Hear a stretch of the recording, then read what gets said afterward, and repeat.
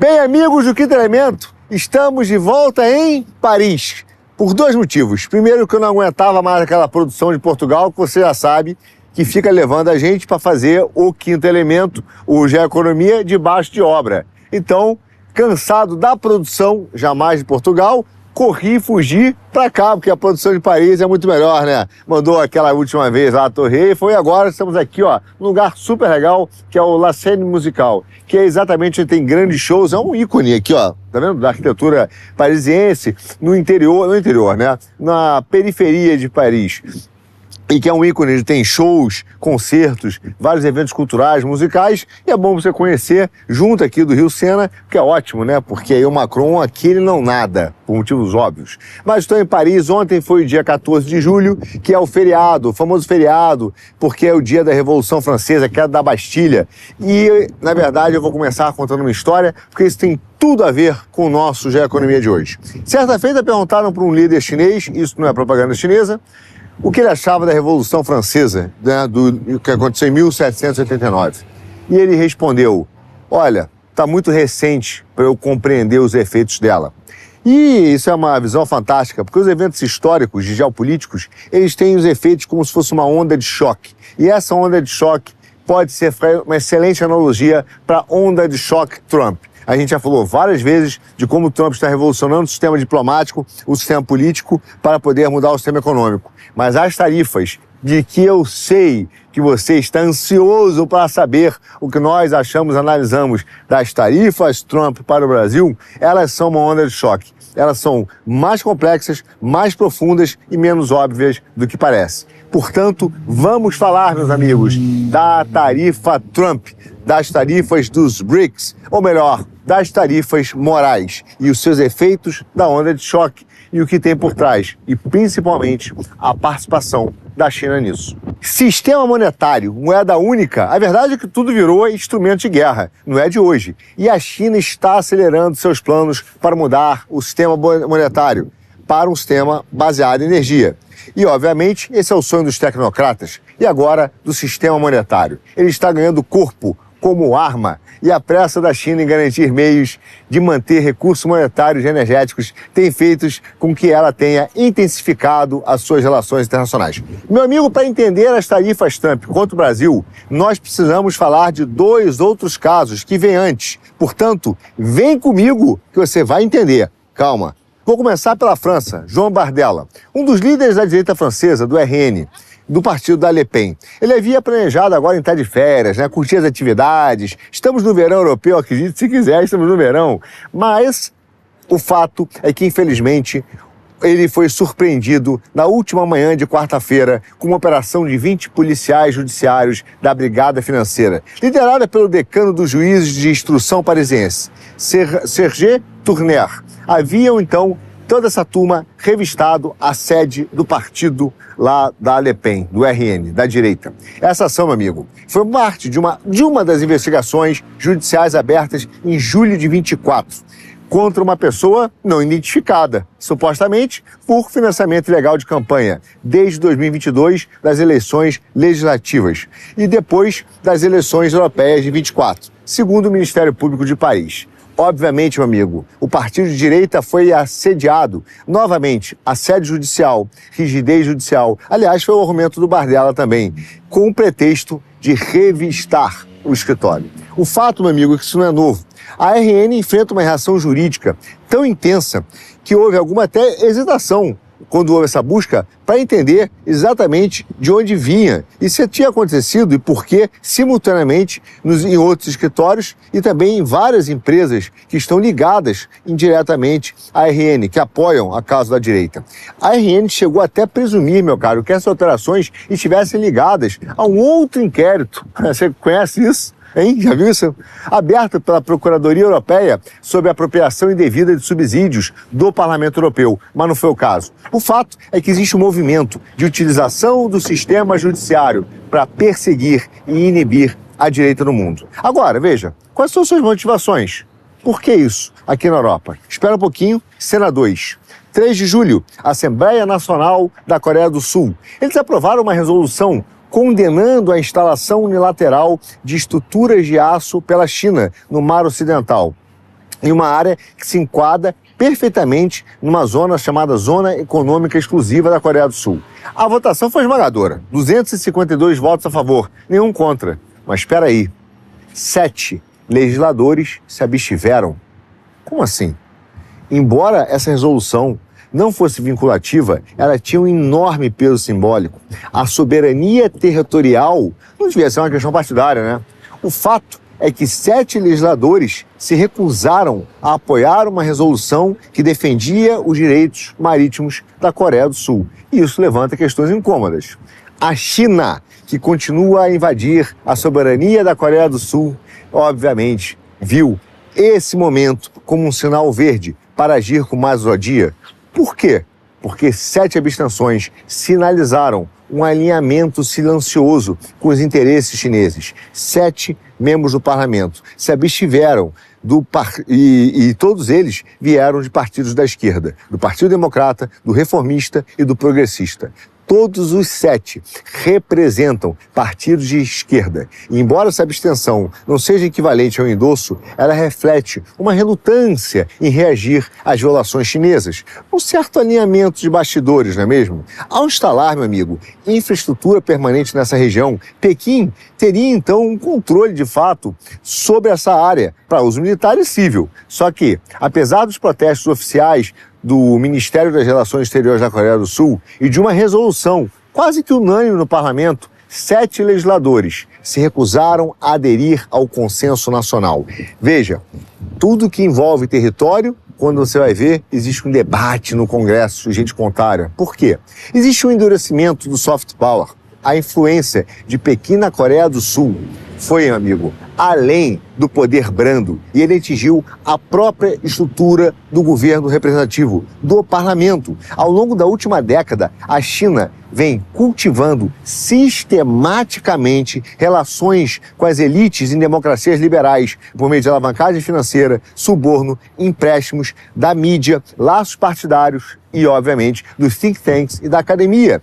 Meu amigo, isso também aconteceu no Brasil. Eles vêm corrompendo as elites, se aproximando do judiciário e do parlamento brasileiro. A importância geopolítica da Coreia do Sul se tornou um alvo prioritário, assim como do Brasil. E essas abstenções sugerem que a estratégia da China está dando resultado. Essa resolução, no caso da Coreia do Sul, não tem nada a ver com militarismo ou nacionalismo. Trata-se de afirmar que uma superpotência vizinha não pode instalar estruturas dentro de uma zona econômica da Coreia do Sul, sem consequências. Silêncio, nesse caso, meu amigo, foi submissão.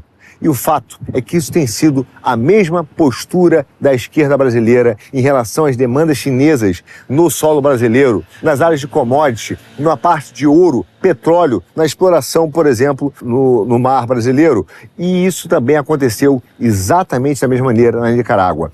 Nós temos elites corrompidas, parlamentares sendo enviados como homens-bombas. O legislativo já é o alvo da China. Você quer ver um exemplo? Elias Jabor, ele sai uma candidatura à Câmara com o objetivo de representar os interesses, óbvio, cara, da China no Brasil. Não é um caso novo. Existem outros deputados que defendem os interesses chineses através de uma iniciativa, de uma estratégia legislativa para defender interesses chineses do Brasil, usando também a corrupção total da democracia. E é por isso que a carta do Trump é significativa, porque ele apontou o sistema judiciário persecutório, corrupto e fraudulento, que hoje defende interesses chineses. A eleição sem Bolsonaro só atende a China. Seja, meu amigo, para atender os interesses chineses mais profundos, que são os interesses liberais. A China hoje gosta da pauta liberal, do vende tudo, porque eles terão ganhos. Veja, da mesma forma que eles estão manipulando os legisladores da Coreia do Sul e também o judiciário, a China manipula o judiciário brasileiro e o legislativo. Já entrou nas estruturas de poder, já está entrando nas estruturas partidárias, corrompendo as instituições por dentro para defender os seus interesses. O que o Jabor, na verdade, significa? Não de um projeto nacional, mas de um projeto nacional que atende a China. Qual o interesse da China hoje, meu caro?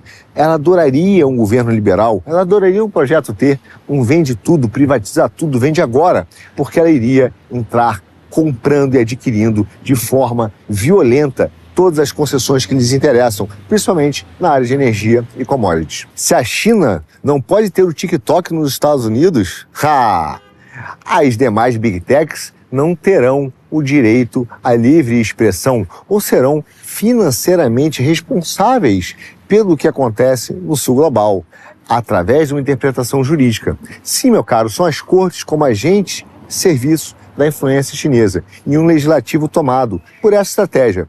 Ele faz com que os Estados Unidos, então, precisem agir em face da corrupção total das instituições democráticas. E é por isso que a carta do Trump é absolutamente uma aula de geopolítica que tem que ser lida e relida. Porque no final das contas, eu já disse, eleição só Bolsonaro só atende a China, seja com Lula, seja pelos liberais. Veja, nós temos 4 respostas ao problema do Brasil hoje. Nós temos hoje uma esquerda woke, uma direita soberana, um privatismo liberal e um movimento persecutório lavajatista que acha que a corrupção é todos os problemas do Brasil. O fato é que a China hoje quer substituir o sistema monetário, baseado em preço, para o sistema monetário, baseado em energia. O único desses projetos que não atende os interesses da China é o desenvolvimento soberano do Brasil. Uma esquerda fantoche, woke, uma esquerda estética apenas, interessa a China.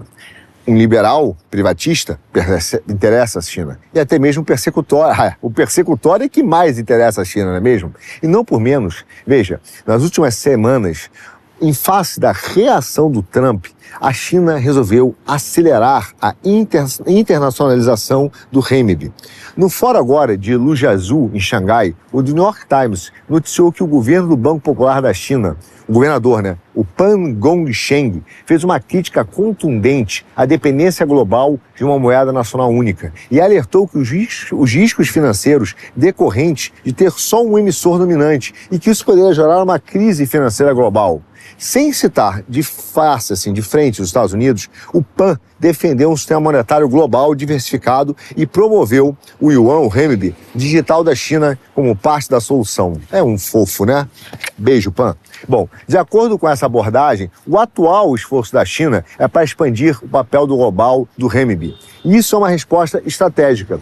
Não às vulnerabilidades do dólar, meu amigo, e também não é um desafio direto à hegemonia do dólar, mas uma necessidade de começar a integrar urgentemente a sua moeda para utilizar um gap, brechas econômicas, criadas por políticas, por exemplo, a do Lula ou do Judiciário, para expandir o seu sistema financeiro, para garantir uma maior influência e dominância em todos os aspectos que vão levar ao controle dos sistemas energéticos e do commodities. Tudo para garantir as suas ambições internacionais.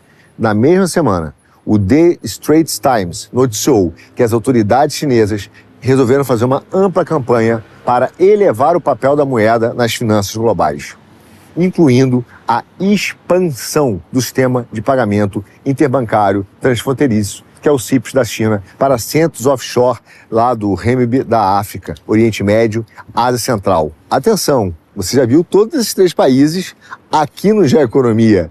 Todos esses, né, nós já falamos, África, Oriente Médio e Ásia Central, como áreas extremamente estratégicas do mundo. Então a China resolveu usar o seu sistema financeiro e a sua moeda como estratégia de suporte para atingir um alvo central, energia e commodities. Esse foco renovado no papel global do renminbi, tanto por Pequim quanto por observadores internacionais, é que é impulsionado pela crescente volatilidade geopolítica e pela diminuição da confiança, não dos Estados Unidos, mas da estrutura, da infraestrutura do sistema monetário americano que vem desde a época do Biden. Essas condições, meu amigo, elas não alteraram, na verdade, a direção de uma política monetária. Só que elas têm reforçado a estratégia mais ampla e de longo prazo de Pequim, que é reduzir não só sua dependência do dólar e institucionalizar um sistema alternativo de comércio, pagamentos e finanças. Não, eles querem criar um sistema para operar em paralelo, para não substituir uma ordem dominante baseada no dólar. Porque a China quer o melhor dos 2 mundos. Ela quer um sistema paralelo de domínio. Utilizar o dólar e os Estados Unidos como fonte última de empréstimo global e deixar esse peso nos Estados Unidos e, por outro lado, quando lhe convier, utilizar melhor o seu sistema financeiro como instrumento de dominação. Por isso é que a China assinou vários acordos internacionais, inclusive com o Brasil, na área de finanças, no COAF e com o Banco Central.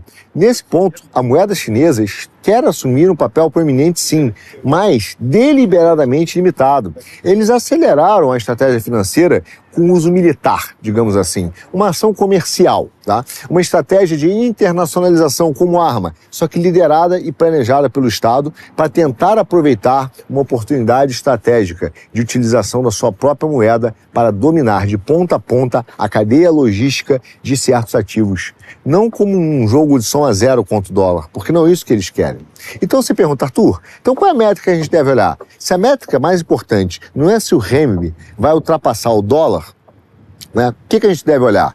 A China está olhando, meu caro, construção de alternativas funcionais na área do comércio, finança, energia, infraestrutura e pagamentos digitais, para reduzir uma exposição de infraestrutura, não de dinheiro em si, mas de infraestrutura baseada no dólar. A China vê o dinheiro como um instrumento de infraestrutura dos seus ativos. Se você acha que você quer substituir, por exemplo,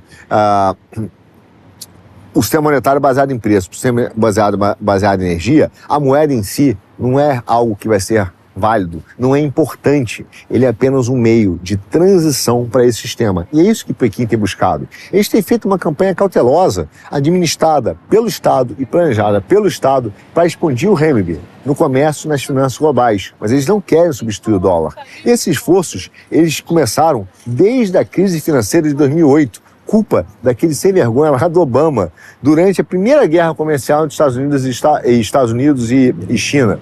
E a partir daí, eles vêm permeando a criação de uma alternativa chinesa, principalmente em infraestrutura. Por isso que eles botaram CIPs, denominados, por exemplo, dentro do CIPs, contratos de petróleo, que é o Petro-Yuan, e também contas no FMI.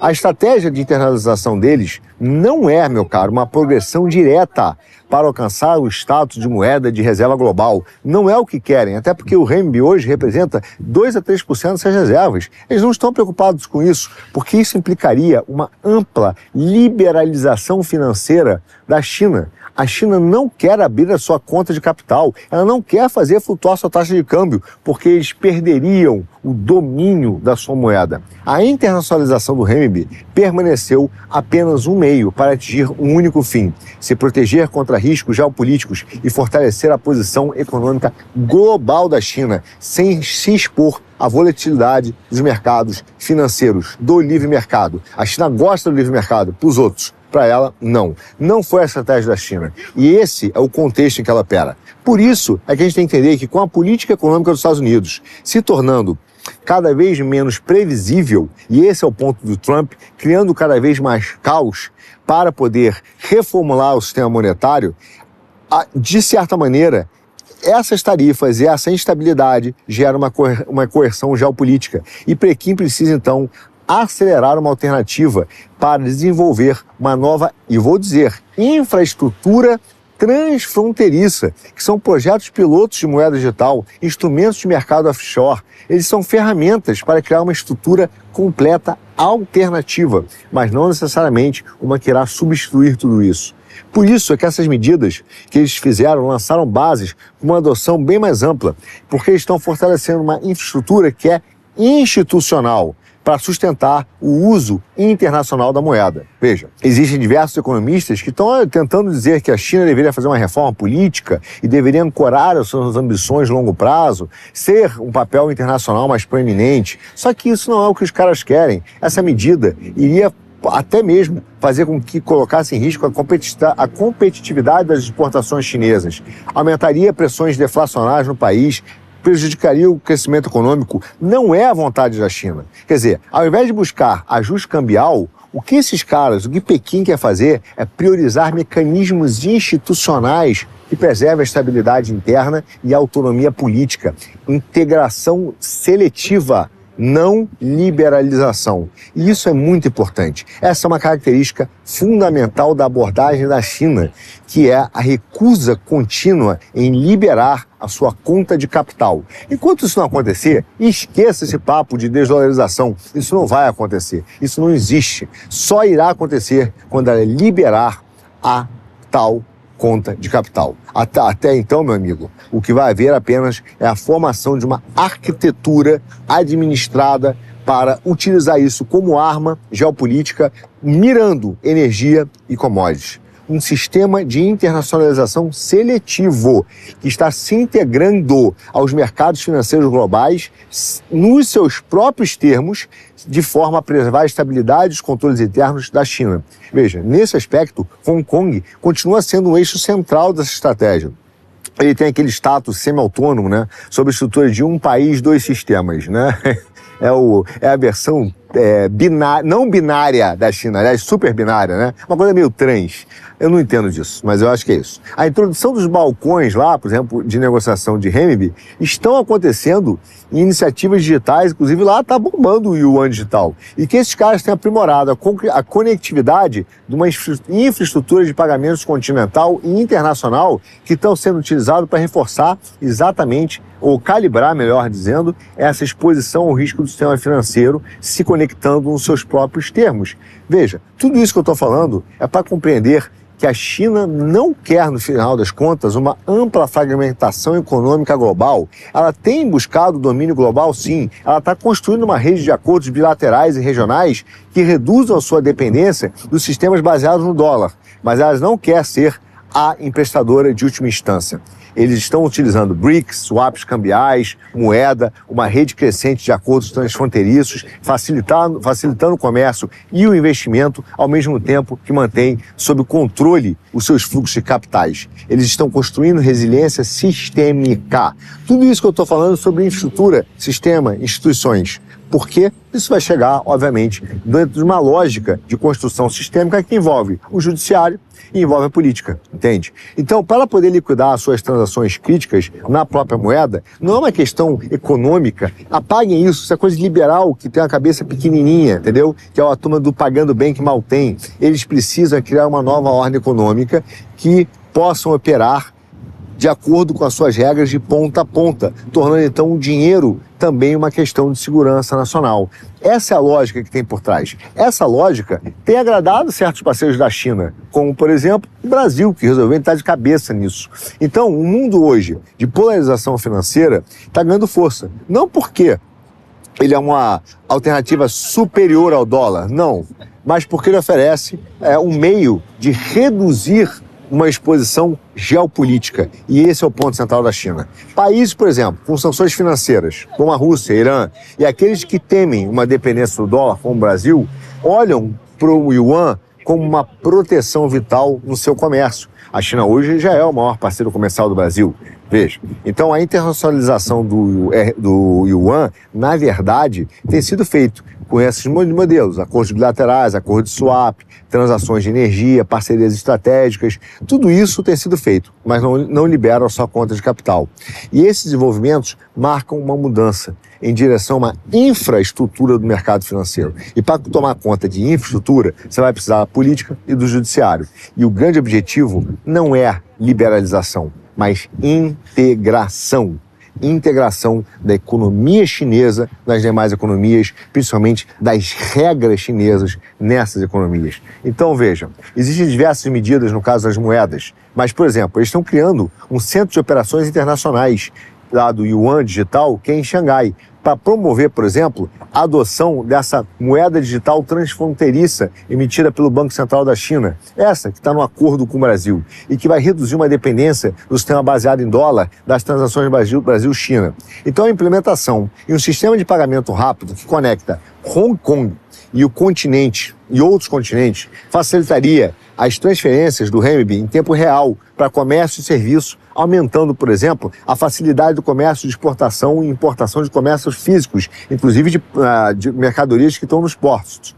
Por exemplo, agora a Bolsa de Xangai vai abrir contratos futuros da moeda nacional para investidores, corretores estrangeiros, oferecendo ferramentas, por exemplo, locais para proteger a exposição ao yuan, com a ideia de dar uma maior segurança financeira através de uma redução da volatilidade. Só que a expansão, além disso, tem a expansão do CIPS, que é esse sistema de pagamentos, para outros países, como já falei, Ásia Central, Oriente Médio e da África. Tudo para construir uma alternativa ao SWIFT, não para ganhar do SWIFT, mas para criar corredores financeiros emergentes, rotas de fuga do capital. Aliás, para mim, esse é o melhor meio, o melhor termo. São rotas de fuga do capital para cartões de crédito, transações de financiamento e para reduzir cada vez mais o controle financeiro que os Estados Unidos têm dentro do Ocidente, de controle, inclusive, de informação. Então, todas essas iniciativas apontam para uma fase voltada para a internacionalização do renminbi, não, volto a dizer, separada da visão de fluxos comerciais transacionais. Não, tampouco separada de uma vontade de montar uma nova arquitetura de ordem monetária paralela. Esses são dois grandes objetivos dele. Ou seja, uma ordem monetária multipolar. O que nós estamos testemunhando agora não é um desafio radical ao sistema monetário americano. É um sistema paralelo, uma rota de fuga para substituir o dólar, para reduzir a exposição. A China está alavancando a incerteza global para acelerar o modelo de integração seletiva em que ela faz há muito tempo com alguns países, na área diplomática, só que agora na área monetária, não só na área financeira, entende? O grande objetivo da China é isolar os seus inimigos e integrar os seus amigos. Não é substituir uma hegemonia financeira por outra. Não, meu caro, não é o objetivo disso. Ao invés disso, a internalização dele é incremental, só que tem sido acelerada. É uma recalibração de riscos e das novas regras de finanças globais, olhando as finanças não como fim em si próprio, ou a moeda em si próprio, como fazem os liberais, mas comércio. Só que moeda é confiança, e a China não é confiável. É por isso que o ouro, meu caro, tem sido o grande objetivo, a busca maior dos países. Porque, no fundo, o que esses caras querem no futuro não é uma moeda listada em ouro, não é uma moeda única, mas é uma substituição para uma moeda baseada em energia, que é uma das poucas, talvez hoje, respostas que se tem para um grande problema, que é como resolver os déficits estruturais de países, déficits e superávites. Um país que está deficitário há muito tempo, um país que está superavitário há muito tempo nas suas exportações. Esse é o problema que hoje a economia não conseguiu resolver. E, nesse sentido, uma reforma revolucionária do sistema monetário resolveria esse problema, ao custo da sua liberdade. Veja, esse é um grande problema criado por Bretton Woods. E não tem grandes soluções. Vou te dar um exemplo. Por exemplo, o comitê agora do Orçamento Federal responsável, que é o sediado lá em Washington. Eles criaram um projeto lá, o Big Beautiful Bill, que os republicanos aprovaram também com voto republicano, para a chiadeira do Musk, Mas esse projeto foi um dos mais caros da história mesmo. Ele vai adicionar quase 4 trilhões à dívida americana até 2034. Então, veja, se as disposições temporárias virarem permanentes, o que é muito provável, esse valor vai subir para 5,5 tri. Só esse valor, mais a dívida americana atual, é impagável. Nós temos um caminho sem volta para o grande reset. Então, enquanto o Departamento do Tesouro do Trump está elaborando suas estratégias para financiar uma onda de gastos, o fato é que os financiadores indiretos disso são a China, a Ásia, e esses caras são os maiores detentores da dívida americana hoje e precisam desses países para obter financiamento. Por isso que Trump precisa controlar certos países, incluindo Japão e Coreia do Sul. E a China quer boicotar esse controle da Coreia do Sul. Entendeu o primeiro ponto que a gente falou no nosso programa? Então, a China, só que por outro lado, ela não é conhecida por perseguir mercados que estão com preços descontrolados. Não. Aliás, ela é uma grande manipuladora de preços, como já fez em vários instrumentos, inclusive no agro brasileiro. Só que o que a China tem feito no mercado de ouro é exatamente o oposto da sua estratégia de longo prazo. É o 8º mês consecutivo, agora em junho, que ele continua aumentando a reserva de ouro, apesar do ouro estar perto de suas máximas históricas. A reserva de ouro do Banco Popular da China aumentou em cerca de 70 mil onças aí no mês passado.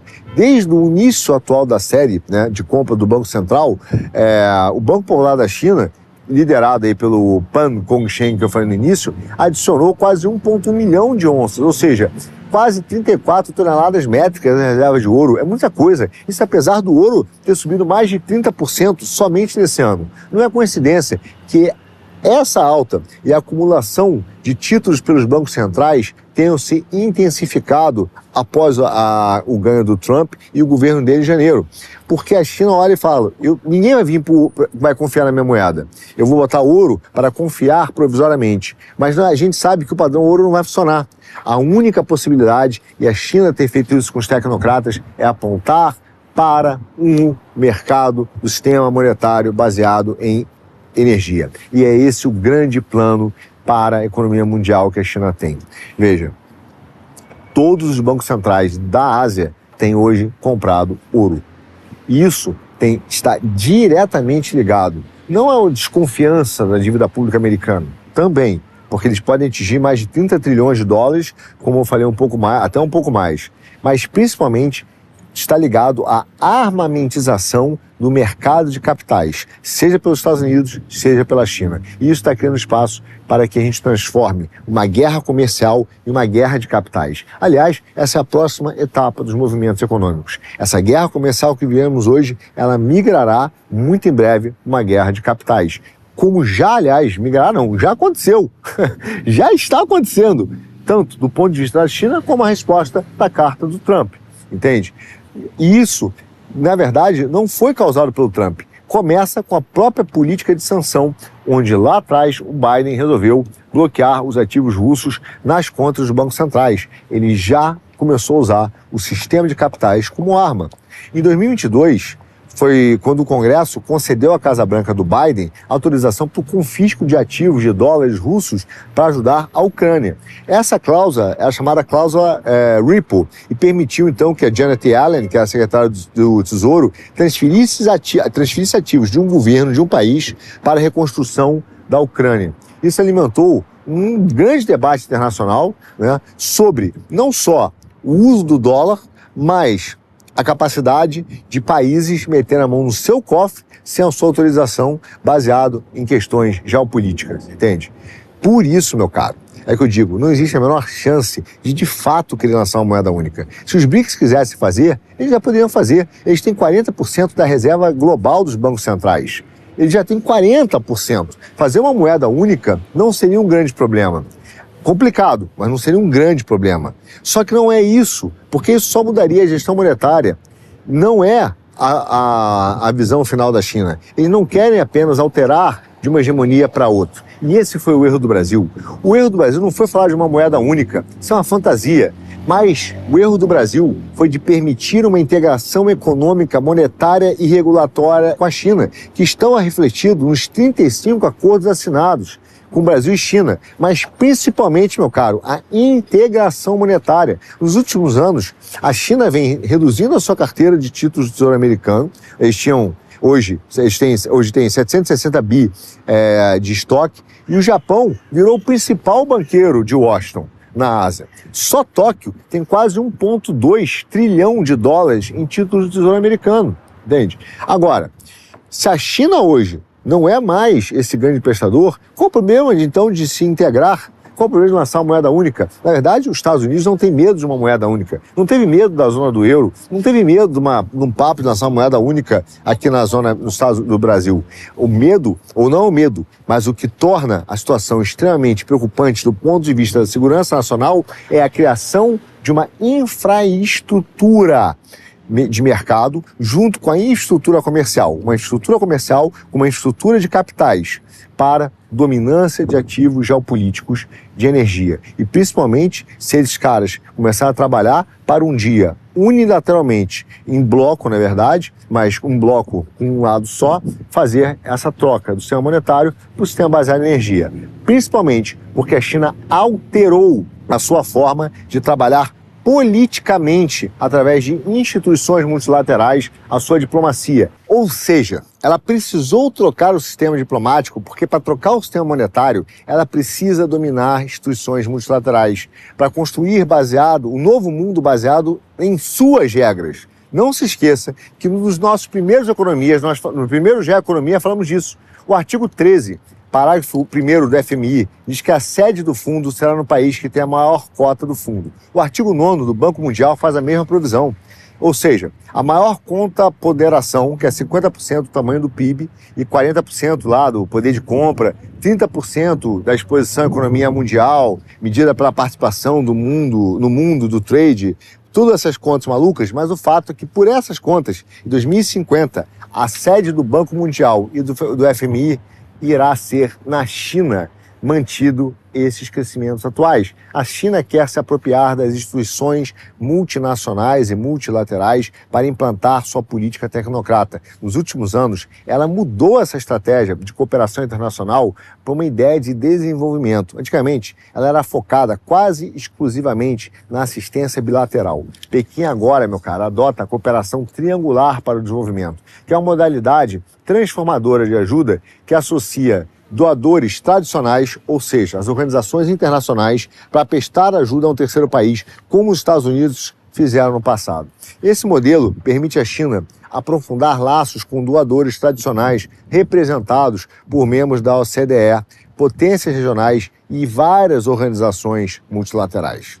É por isso que ela precisa desse órgão, porque nós já nos acostumamos com a ONU dando ordens, com a Unesco, né? Então, uma cooperação triangular atende dois objetivos estratégicos que a China tem. Primeiro, ela consolida laços com potências regionais e integra agendas de desenvolvimento em conjunto, só que mete nesse pacote a alavancagem econômica. A armadilha da dívida. Segundo, melhora a imagem da China como uma defensora do multilateralismo, né, remodelando as instituições globais, só que a seu favor, com as suas regras. Então, apesar da longa existência do conceito e do alcance tradicional dos doadores e emprestadores de última instância, a China nunca utilizou essa modalidade, nunca. Né? Ela, na verdade, Pequim sempre enfatizou a sua identidade como membro do Sul Global e distinguiu a sua assistência de doadores ocidentais, dizendo que não tinha nada e não ia ter condicionalidade ou interferência na política interna.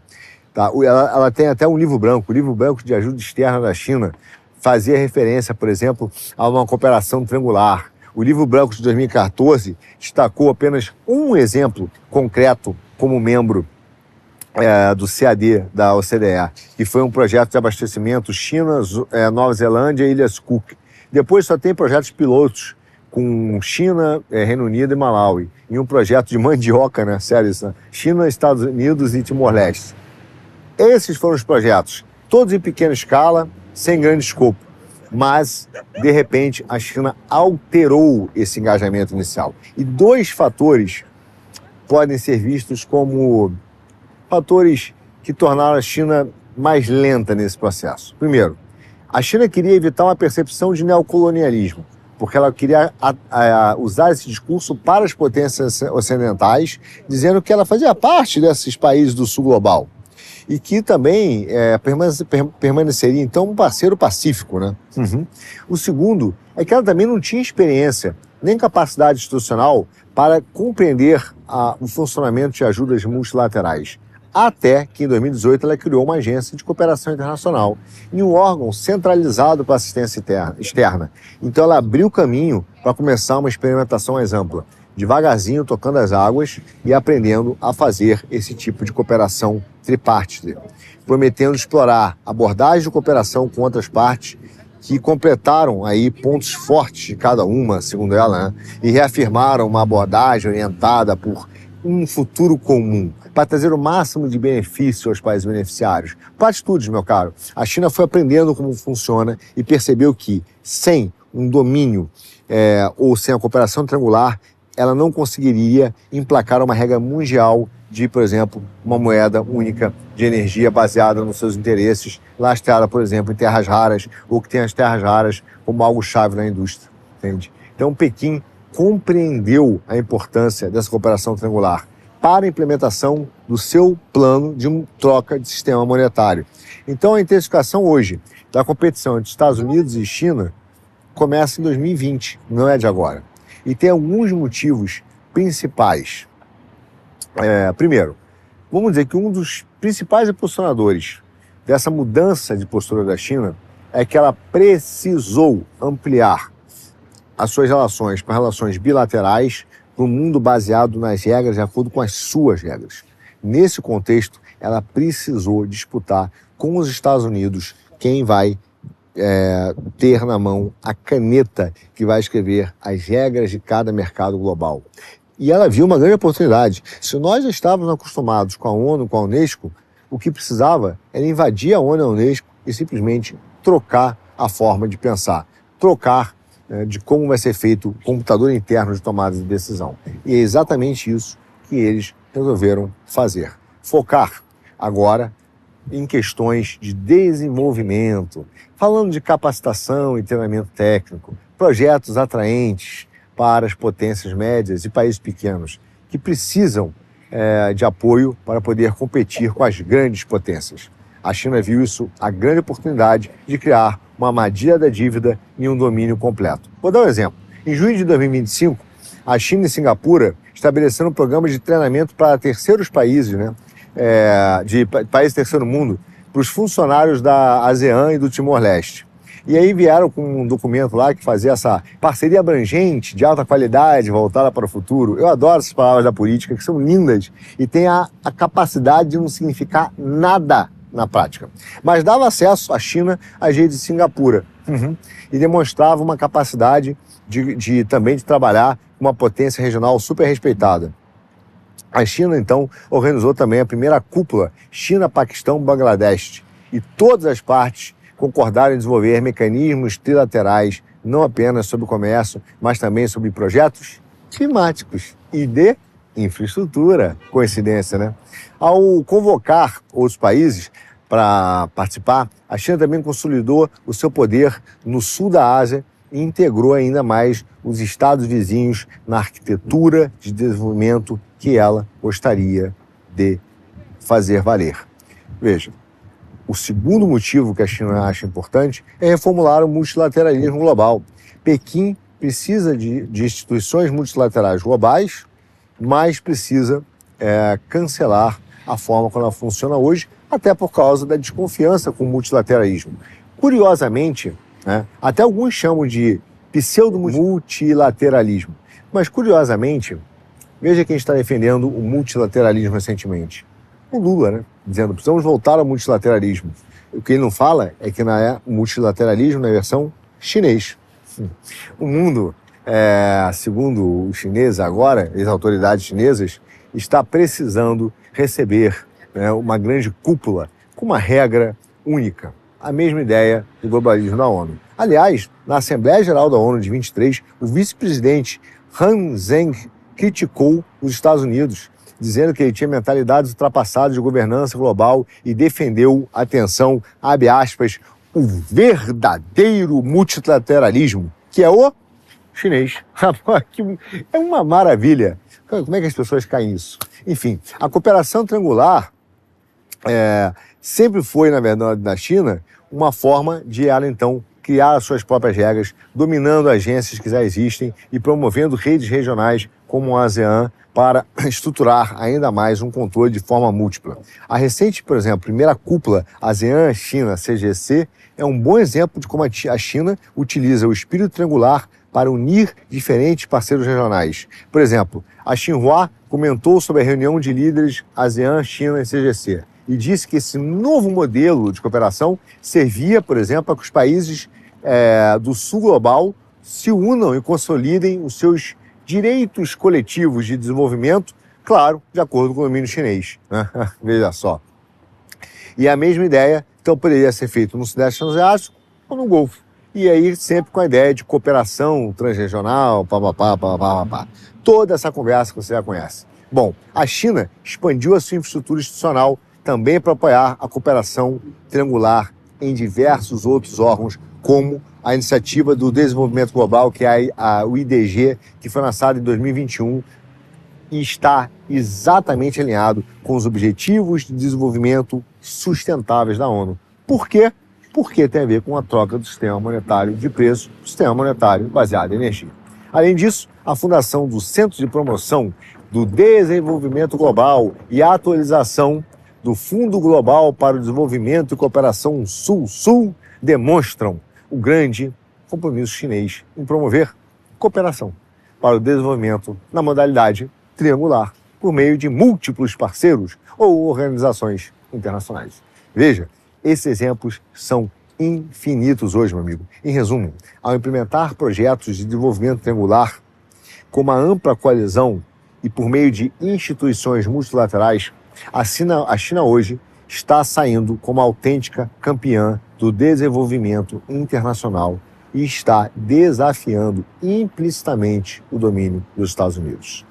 Conclusão, meu caro, a mudança da China, do ceticismo que ela tinha para a promoção ativa da cooperação triangular, não é um ato de conversão, mas é uma estratégia global que fortalece laços, sim, entre parceiros flexíveis e tem a isca de desenvolvimento. Ele permite que a China, então, se envolva até com países difíceis de se envolver por meio dos canais tradicionais bilaterais e aprofunda, então, laços de interdependência econômica com esses países, fazendo com que potências médias e pequenas comecem a ser dependentes de toda uma estrutura tecnológica da China.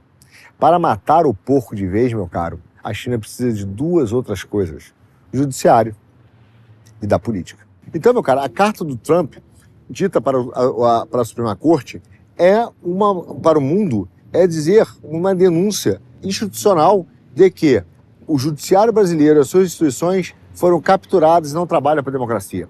Trabalham para um sistema que só irá levar a um resultado: o benefício do sistema chinês. O Trump percebe isso. Quando ele fala de uma perseguição jurídica, ele não está falando apenas de uma perseguição jurídica a Bolsonaro no Brasil. Ele está falando de uma perseguição jurídica que é no Brasil ao Jair Bolsonaro, mas que no mundo é a direita. Porque hoje a direita soberana é a única resposta, por exemplo, daqueles 4 sistemas que a gente falou, que é capaz de verdade de lutar contra uma hegemonia chinesa, que quer colocar um sistema soberano e que permita que cada país, de fato, desenvolva as suas potências, fazendo negócios e aproveitando o máximo dos seus potenciais. Claro que no momento em que o Brasil vende suas mineradoras, vende suas terras para os chineses, como a África já vendeu, e vendeu até mesmo sua mão de obra, porque os trabalhadores africanos não são africanos, são chineses. Se você for hoje, e eu vivenciei isso dentro, por exemplo,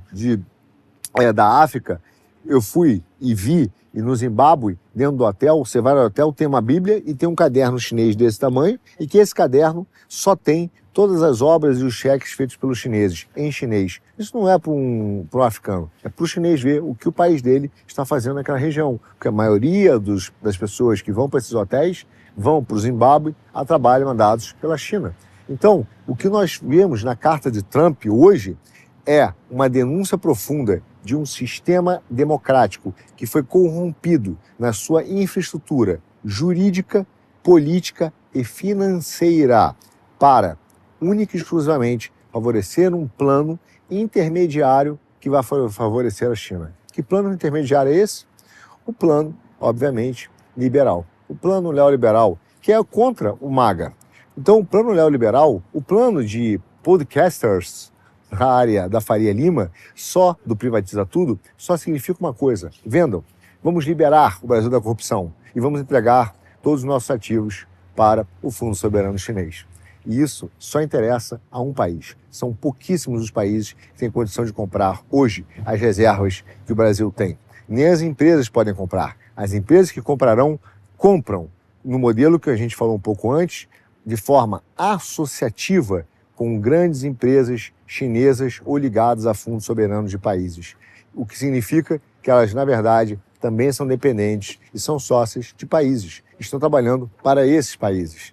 Portanto, amigo, a carta do Trump é uma denúncia, uma grande denúncia sobre como as instituições brasileiras já foram capturadas pelo sistema chinês. E, principalmente, não só que elas sejam capturadas, é para quem diariamente elas realmente trabalham. É assim que a China está dominando os países terceiros. Casos de cooperação com mercados e empresas. O que eles têm feito? Incentivado empresas chinesas a se associarem a empresas estrangeiras em projetos em outros países. Por isso que os chineses gostam tanto do liberalismo. Ao integrar mecanismos de mercado, a cooperação triangular A China está ultrapassando essa interação entre estados e agora ela está avançando nos atores do setor privado. E é por isso que os chineses precisam de volta do sistema liberal, da turma do vende tudo, privatiza tudo, porque, de modo geral, Pequim entendeu que a cooperação triangular para o desenvolvimento é uma peça. Só que eles vão precisar exatamente desse modelo. Empresas privadas brasileiras, por exemplo, doidos ou liberais, né, do mercado, doidos para receber um dinheirinho para fazer sociedade, comprar concessões e entregar para a China. É isso que eles estão fazendo. A China olha com muito carinho e preocupação as tarifas que o Trump botou no Brasil, porque eles entenderam que a guerra não vai ser com míssil, vai ser até onde o Ocidente realmente vai. Não em teoria, mas em ação e a que custos. O que Pequim está medindo hoje não é a escala das potências de determinadas sanções econômicas. É se os sistemas políticos por trás dessas sanções são capazes de resistir às suas próprias decisões. Quão eficiente, por exemplo, será o judiciário para resistir às pressões comerciais americanas? E é por isso que a tarefa é estrutural, é de dissuasão e precisa precisam construir formas de pressões jurídicas, financeiras e políticas para garantir um alinhamento executável a uma arquitetura pré-coordenada que facilite a estrutura pensada política, jurídica e econômica pela China. A China já se infiltrou nas nossas instituições e vários nossos membros têm defendido o sistema chinês, eliminando adversários que possam colocar em risco o domínio dos sistemas energéticos pela China. É disso que se trata a tarifa Trump, meu amigo. É disso que se trata o julgamento de Jair Bolsonaro. É disso que se trata a carta do Trump para o Brasil. O Trump entendeu que a China já entrou em sistemas jurídicos, em sistemas políticos e, através dele, estão criando falsos instrumentos de resistência nacional, fingindo que são autênticos e legítimos sistemas de resistência nacional para simplesmente vetar eventuais políticas econômicas que possam atingir diretamente os interesses chineses. Isso não tem sido feito só no Brasil. Isso tem sido feito na Coreia do Sul, isso tem sido feito em outros países da Ásia Central, isso acontece na França, com a instrumentalização do Ministério Público francês atacando a direita francesa. Isso tem acontecido em países, em eleições no leste europeu, onde a Suprema Corte tem anulado eleições que façam a promoção de partidos de direita que queiram romper ou diminuir a sua dependência com a China e criar soberania. Um dos maiores problemas para a China hoje, em termos do campo das ideias, é a ideia de soberania. Eles dizem que eles querem criar soberania, mas eles chamam de soberania o fim de uma dependência econômica dos Estados Unidos, não para criar a sua própria força econômica, mas para então depender da China, que vem sorrateiramente se colocando como um parceiro, como um igual. Eu também sou do sul global, eu também sofro com isso, eu também sou pequeno, enquanto busca ser a maior economia do mundo, enquanto busca domínios nas áreas de grande valor agregado e também busca o domínio das instituições multilaterais. O golpe está aí. Bom, se as pessoas vão cair ou não, você já sabe. Esse será assunto para um dos nossos próximos GE Economia.